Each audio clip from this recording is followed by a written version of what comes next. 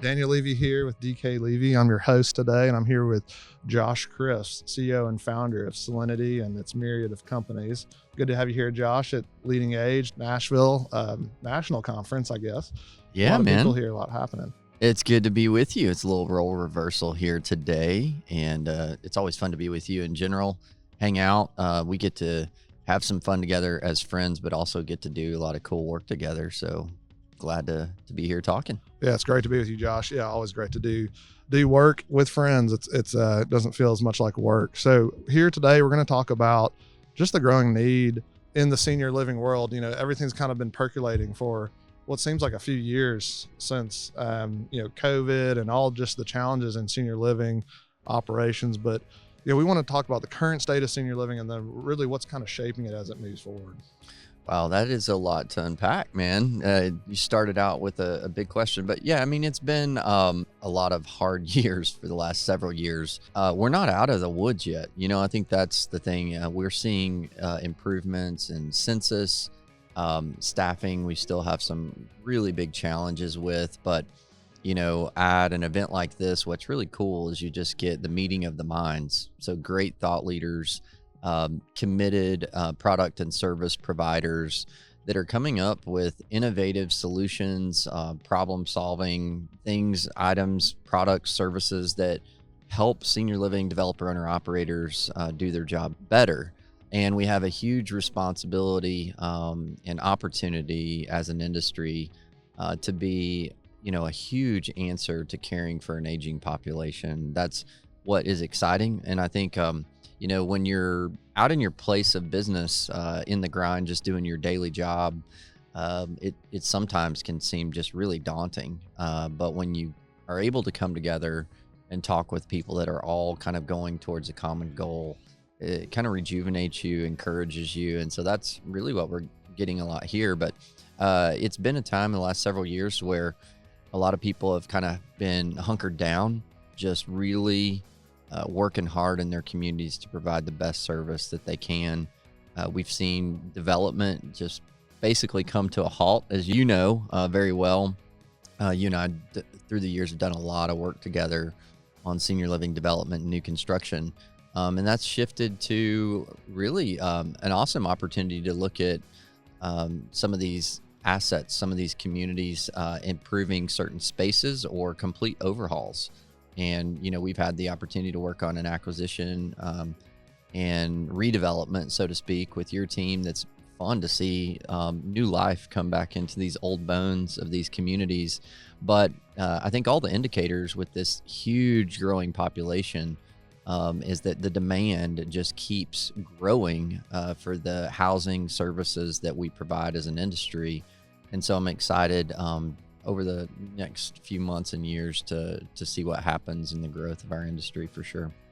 Yeah, I do think moments like this when you can, kind of pull away from your silo of services or products and really come together, and you really get a sense that, everyone's been talking about, the survive to 25 or, just make it next year's going to be amazing. But, when you see everybody come together, there is that excitement, pent up demand. What do you think are some of the challenges that have kind of log jammed the industry, and why isn't the dam just bursting open? Like what is the work that still kind of has to be done to kind of pull that apart? Well, it's complex, man, because I think, you've got the economic things that not a lot of us can feel like we have really any control over, right? We simply respond to. And so that presents its own challenges for growth.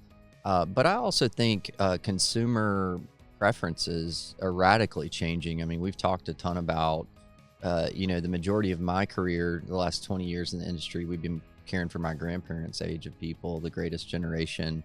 But their needs, wants, preferences, affordability points are a lot different than my parents, which are the ones that, they've been entering the active adult, that 55 plus sector, but right around the corner, and we'll start seeing them enter senior living soon.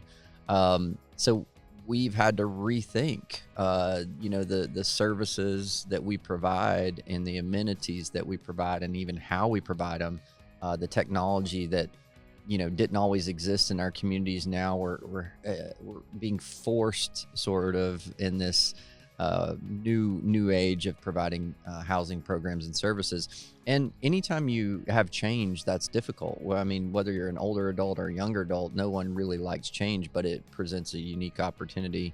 I also think our industry, the acuity has changed really big time since 2008.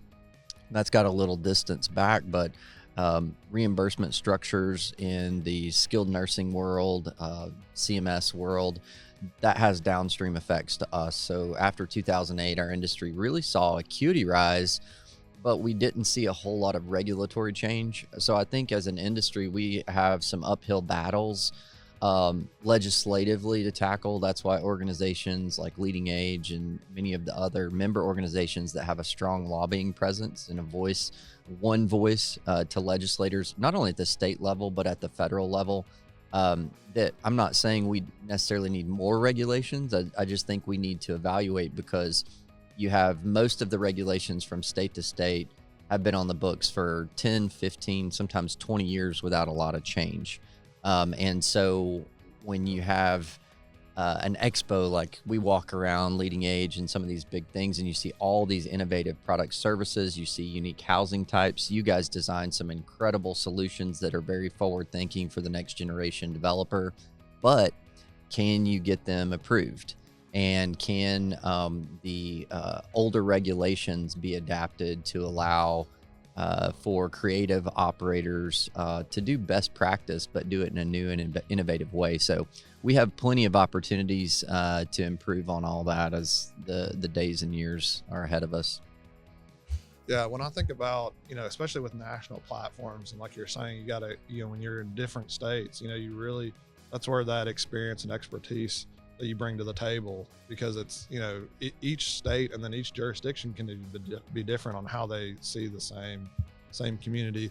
I also think it's a unique opportunity. Like I think of Nashville, like let's do a community in Nashville, but it might not be what we do in Charlotte. We may have a sound booth and a music studio in our community in Nashville, whereas in North Carolina we may have a wood shop. And those, you kind of embracing that identity that's already in place. But how do you see with your national platform and the different places that you go, not just with the physical plant, but also with the residents, trying to embrace that identity of what's already there in place and instilled in the community?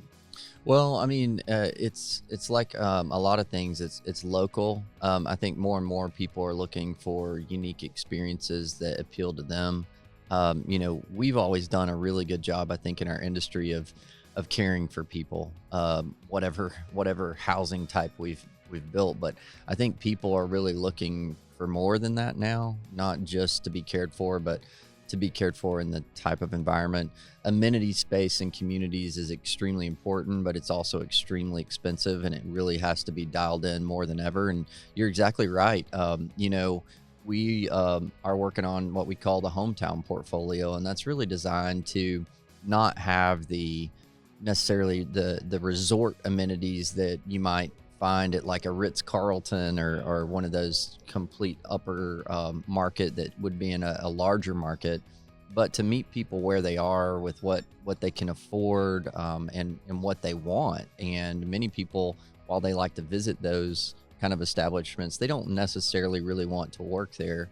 I mean, to live there. Some of them don't want to work there, but they also don't want to have to move and uproot from where they've lived their whole life just to be getting adequate care and services. So finding a way to deliver quality care that's accessible and affordable to the target market you're going after is more complex than it's ever been. Going out and building the vanilla box over and over and over and over again with the exact same amenity package, that's, I feel like, kind of a thing of the past.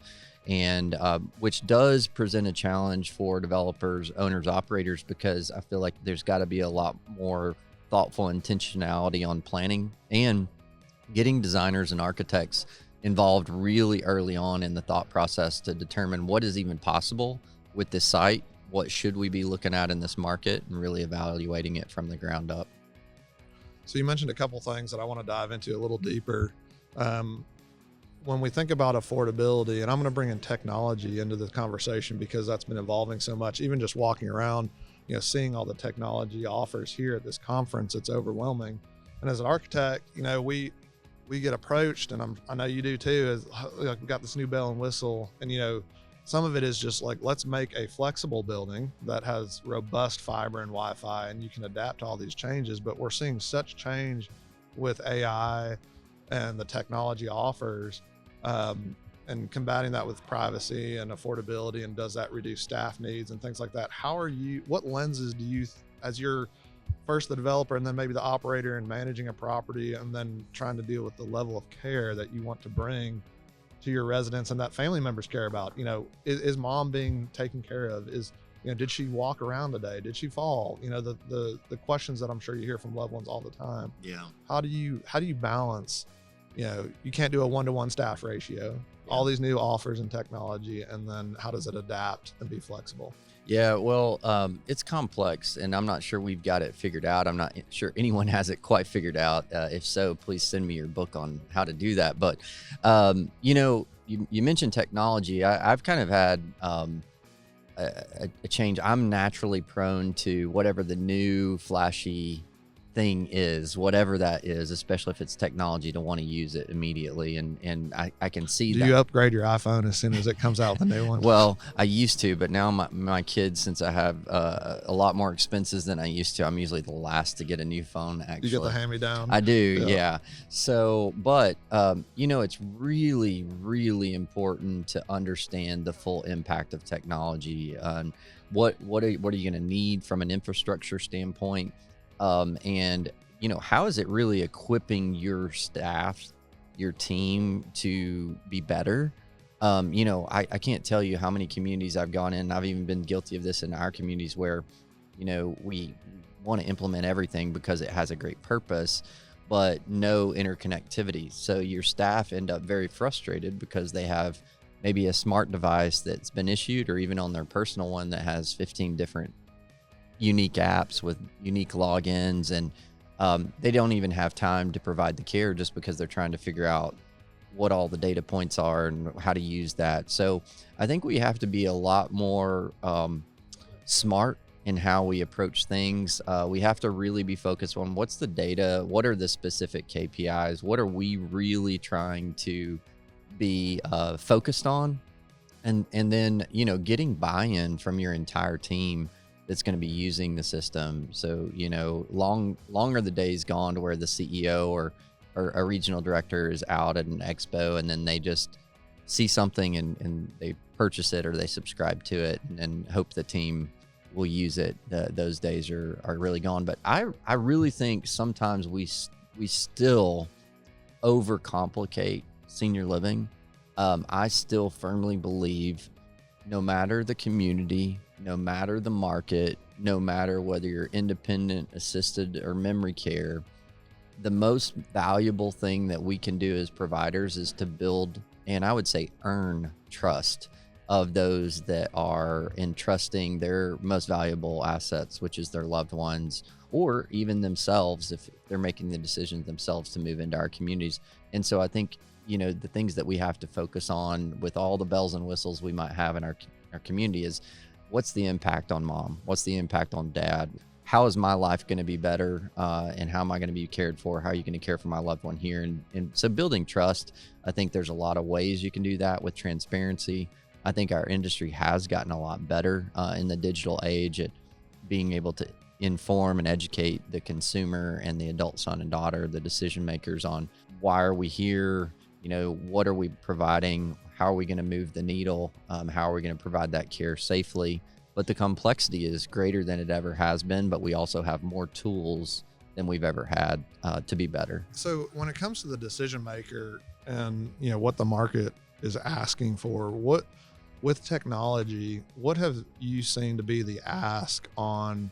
Is it a safety ask, or is it a, I want to be able to have video calls with mom 3 times a day, or is it more fall related, or, privacy invasive with cameras and other things? What are you seeing as the current ask of the technology partners? Yeah, well, there's a lot of asks, but I think when you really boil it down to what the families want, much of it is, how are you going to keep mom safe?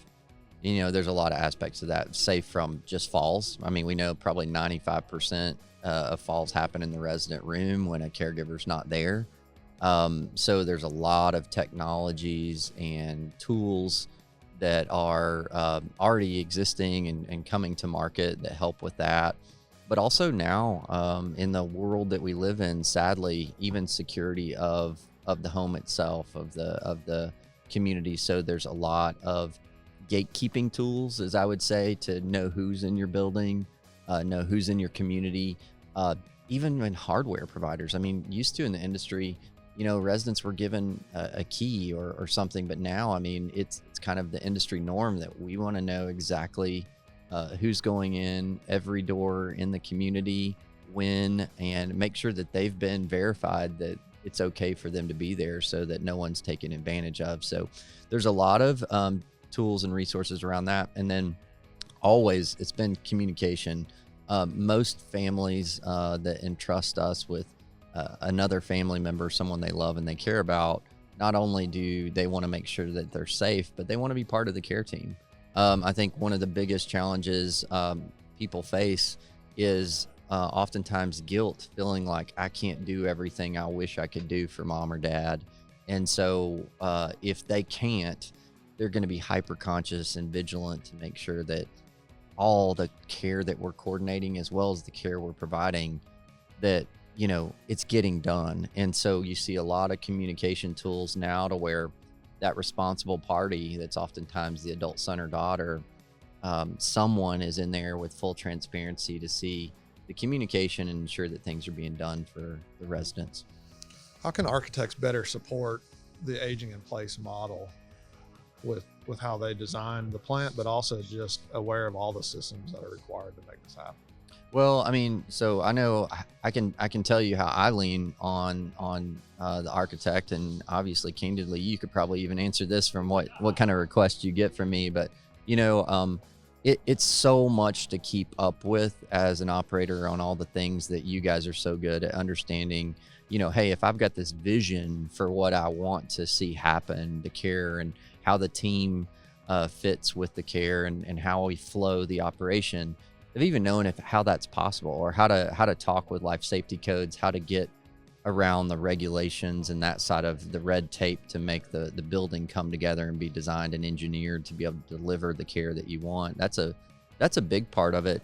But I also think it's kind of a baseline expectation for architects and designers to know the industry as good as the operators do. I have worked with architects that are not all in on senior living, and they aren't at the Leading Age Expos walking around looking at the new technology. They aren't seeking out all the latest trends and things like that in the education and support. And it's a much more painful exercise, which translates to lost time and lost revenue for a developer owner operator. So I think one of the best things you can do is find an architect that is really dug into senior housing, is very forward thinking on design and concepts and programs and services, but also someone that's going to be able to build a relationship and stick with you. One of the things I've loved about working with you through the years, and I've told people this, is that there's a lot of things I don't have to tell you guys because we've done it so many times together. And if I shift and go with somebody I haven't worked, it's learning each other all over again. So I think it's one of those most valuable relationships for a developer owner operator if you're looking to update even an existing community as a management company, to get a partner that you can build a relationship with that is just as invested in senior housing as you are. How would that collaboration, let's say you, I know you wear many hats on different projects, but let's say an architect is coming in and, a developer has hired him. I want to build like a building, and I want seniors to be in it, and I want them to thrive, but I don't know who's going to operate it yet. How would you encourage an architect to go about starting that process, looking at the latest design trends or amenity packages or just all the different things that seniors now want? How would you encourage them to sift through that when maybe the operations isn't brought into the table? Or would you just maybe stop there, don't go any further? Well, I think I will say, I think any owner of a community, of senior living community, is greatly setting themselves up for failure to not have the operator at the table from day one. We experienced this in an industry. I personally experienced it shortly after the recession of 2008, when a lot of investment dollars, a lot of developers saw not only the graying of America and the demographic that we were all talking about, but we had this pent up demand from years of development, very similar to probably what we're about to experience right now. And so the industry was flooded with new developers, great developers from multifamily or residential, whatever respects they were in, great developers in those, and they knew the market, they knew the product, they knew the services. But it's not the same. It's very different. Senior living is a very unique vertical, and it touches so many different aspects. People don't realize most senior living operations are running full-time restaurants that are not closed very often, 365 days a year. They're running maintenance and housekeeping divisions. They're running clinical divisions. They're coordinating all sorts of medical care into the building, transportation. It's like its own little city, and it requires a lot of feedback because the uniqueness of the operator is going to be helped or hurt by the physical plant, the asset, the community design. So I would encourage any developer, any owner that, yes, it is most often going to be an investment that you have to make, but I would look at that as your most valuable investment is the partnership with the operator in the beginning. And in this business, you can talk to any real estate broker here. It's the operations that add the value and drive the value of the community. So even if you're a owner that's not looking for a long-term hold, 10 years, you're just looking to get the product, the community built, and you're looking for a 3 to 5 year exit plan where another operator is going to come in and buy that, or maybe it's a REIT takeout, whatever it may be on your investment strategy, you're going to have a higher value proposition with a great operator involved that understands that local market as well. I think long are the days gone where any management company can go in and do the same old thing in every community. You really have to be involved regionally and understand the regulatory atmosphere. You've really got to understand the staffing challenges and opportunities, and build relationships in that local market. Yeah, that makes a lot of sense. When we think about the kind of old model of, find a Chick-fil-A and a Starbucks and then put a senior living building there. Yeah. Let's say you have a tertiary market, existing building or new. How would you differentiate yourself from maybe the big box, if you had to come in there and take that over? Yeah, well, in some of those markets, there's not a lot of competition, and your biggest challenge is not the competition, it's winning over the local market, and it's building relationships long before the community ever opens. So one of the things that we always do early on is when we're looking at a market, particularly if it's a smaller secondary market or a tertiary market, I almost feel like the smaller it gets, the more boots on the ground, building relationships, because everybody's sort of suspicious of who's the new group coming in, and are you going to take business away, or are you coming in as a partner? So I think understanding what the needs of the local market are and figuring out how you complement that. That is one thing I tell people. You should never in this industry ever be worried about a competitor, because what we know is there's only probably 9% penetration in the age income qualified market in the US. So all of us have more than an opportunity. We just have to do our job better, and we have to make sure we're not just reinventing the exact same thing that is your sister down the street is doing the exact same thing. There's so much diversity, and I think we have more opportunity to do that than ever before because we have such a diverse group of needs, wants, and preferences. Backing up a little bit to zooming out to maybe more of a national trend in senior living, what amenity do you see, or say wellness, or food is always a big topic of conversation, but what do you see as being like, we really need to do this and win at this and do this well, or to use one of your words, the secret sauce for 2025 when it comes to let's get this right? What would you put that in a few words? Well, I think food has always been one of them, right? And it's one of the things that seniors feel like they, as we age and we lose some of our independence, that's one of the things that what we consume in our body, you know, one of the last things we feel like we want to hold on to and control. But outside of that, I mean, depending on what type of community, that's the cool thing about senior living right now. Is used to when you said senior living, that was really easy to define what senior living was. Not so much anymore. Here at this event, we have everything from 55 plus, age restricted, a full life plan communities with the full continuum to just high acuity skilled nursing providers. And so there's these sectors, and it's obviously amenities very much can be distinguished types between those. But I feel like every community provider I've been talking to is doing a lot of even recreational space and doing things. I mean, here at LeadingAge Expo, there's a pickleball court set up in the expo center, and so many providers are figuring out, okay, how can we provide those kind of resources? And it's more of a mindset of not just to entertain, but to focus on wellness, on all the dimensions of wellness, and really building amenity packages around that.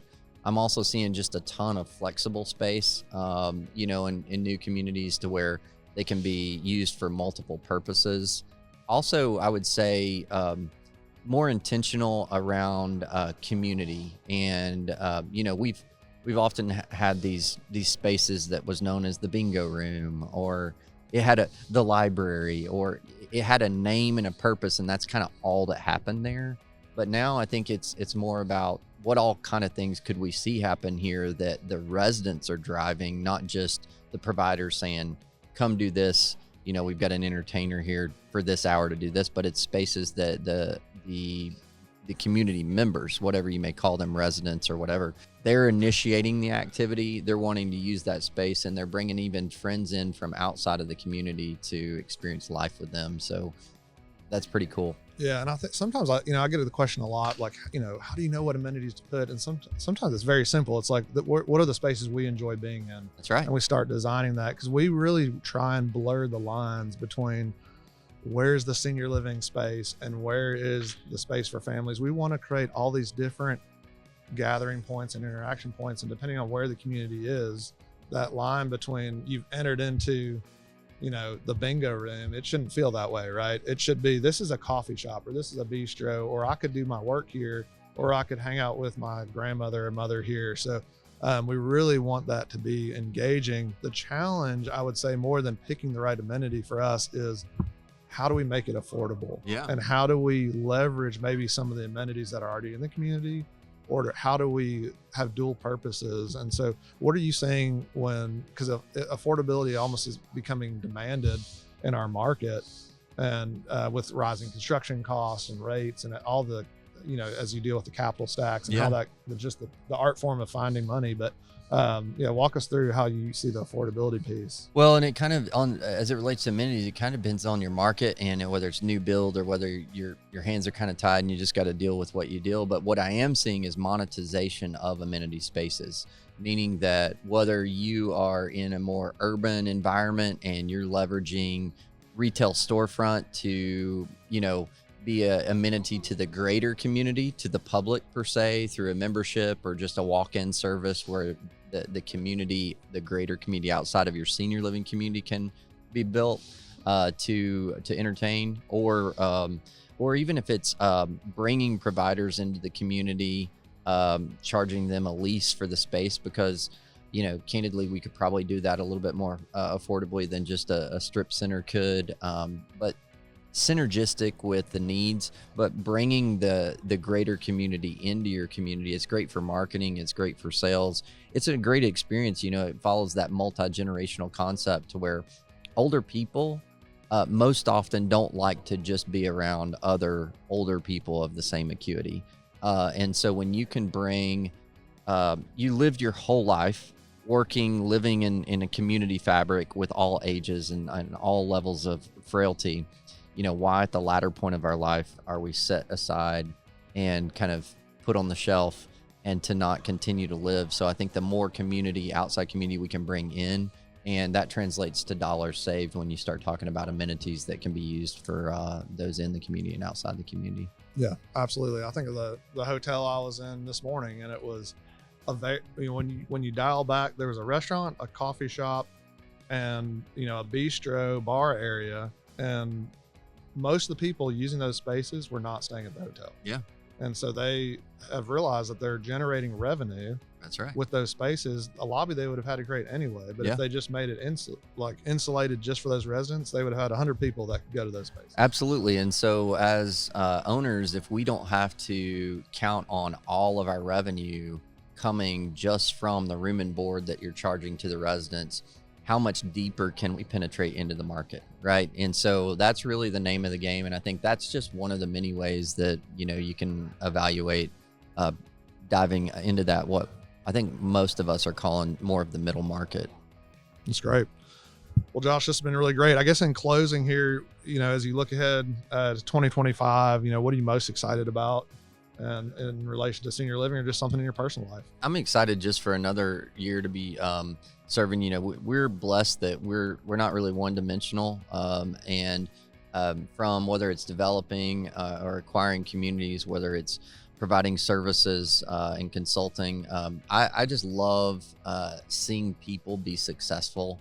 I'm so excited about this sort of transition we have in the industry from these huge legacy names and these huge legacy providers that have made our industry. They founded our industry, but they're starting to kind of pass the baton to a younger generation that are full of energy and excitement. And I think that's what's going to be needed to tackle a lot of the opportunities and challenges we lay ahead. So I feel like Solinity is right there in the middle of all that as a catalyst, as an influencer. And our teams are, not only doing some cool things ourselves in our little neck of the woods that we serve, but also a lot of providers nationally and helping them be successful, whether that's through marketing, sales training, and different things like that to make them better. Sounds great. I know you guys usually send out some coffee, but it sounds like a year that you need to be drinking a lot of coffee. You got a lot going on. Absolutely. So, all right. Well, thanks, Josh. Josh Chris with Solinity, CEO, founder, and Daniel Levy with DKLEVY Architecture. Good to be with you.